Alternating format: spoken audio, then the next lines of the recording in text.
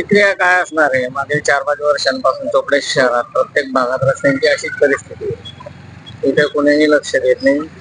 वर्षातनं 2 वेळा फक्त तात्पुरती डागडुजी केली जाते, गणपती विसर्जनच्या वेळेस आणि एक पावसाळा सुरू होतो त्यावेळेस. मात्र ती तात्पुरती असते, पहिल्या पावसातच होऊन जाते ती डागडुजी. अशीच परिस्थिती चोपड्याची.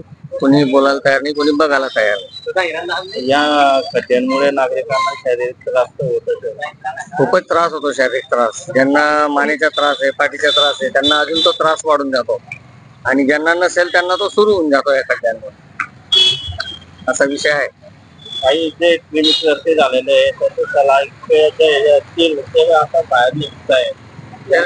ते क्लिनिक्स आहे कशाचे तेच कळत नाही, कारण चालू बांधकाम झालेले रस्त्यांचे सलाखा बाहेर निघून जात आहे. कोणत्या प्रकारे काम करण्यात आलेलं आहे आणि कसं करण्यात आलेलं आहे हे दिसतंय आपल्याला. काय अपेक्षा या शहराचे नागरिक म्हणून? काही नाही, पालिकेने मूलभूत सुविधांकडे लक्ष द्यावं. पण जनतेची काय अपेक्षा असते? रस्ते चांगले असावे, बस एवढीच.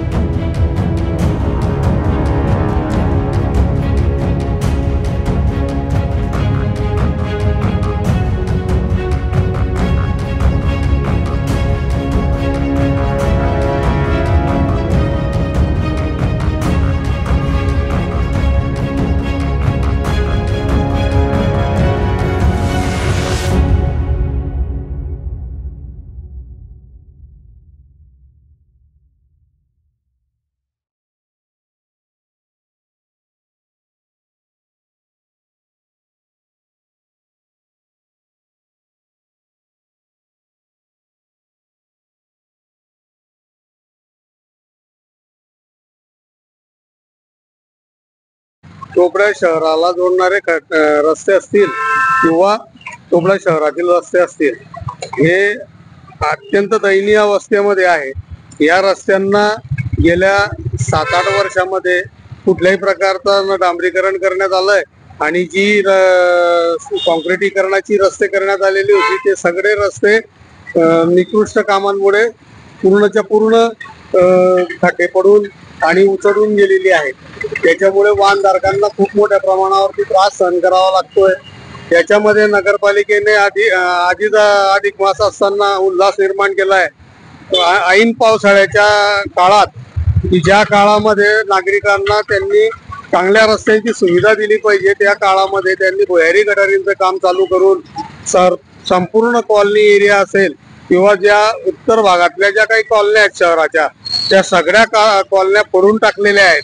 सगळे रस्ते आधीच कॉन्क्रीटचे म्हणा किंवा मातीचे रस्ते होते ते सगळे फोडून त्या रस्त्यांमध्ये परत माती निर्माण करून त्या ठिकाणी सगळे ट्रॅफिकचे 12 वाजवलेले आहेत.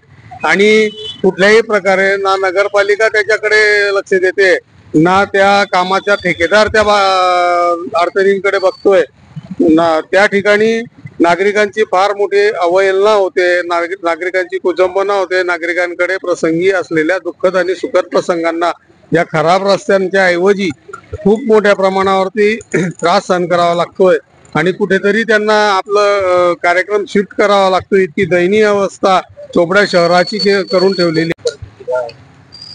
चोपडा शहरातल्या सर्वच रस्त्यांची परिस्थिती खूप दयनीय आहे आणि चोपड्याच्या नगरपालिका प्रशासन आणि लोकप्रतिनिधी याच्याकडे मागील 5 ते 10 वर्षापासून अत्यंत पद्धतशीरपणे दुर्लक्ष करत आहात आणि शाळेच्या मुलांना आणि महिलांना याचा जो सामना करावा लागतोय तो अत्यंत कठीण आहे. आज हीच परिस्थिती आज कॉलन्या परिसरात सुद्धा आहे आणि मुख्य रस्त्यांना सुद्धा आहे आणि अशीच परिस्थिती यापुढे जर नाही बघितलं तर मोठे तीव्र आंदोलन करण्याशिवाय पर्याय नाहीये आणि जनता याचा हिशोब येणाऱ्या निवडणुकीमध्ये विचारणारच आणि झोपलेल्या प्रशासनाला जागे करण्याची वेळ आहे.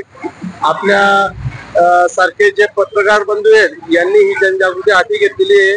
आपले धन्यवाद.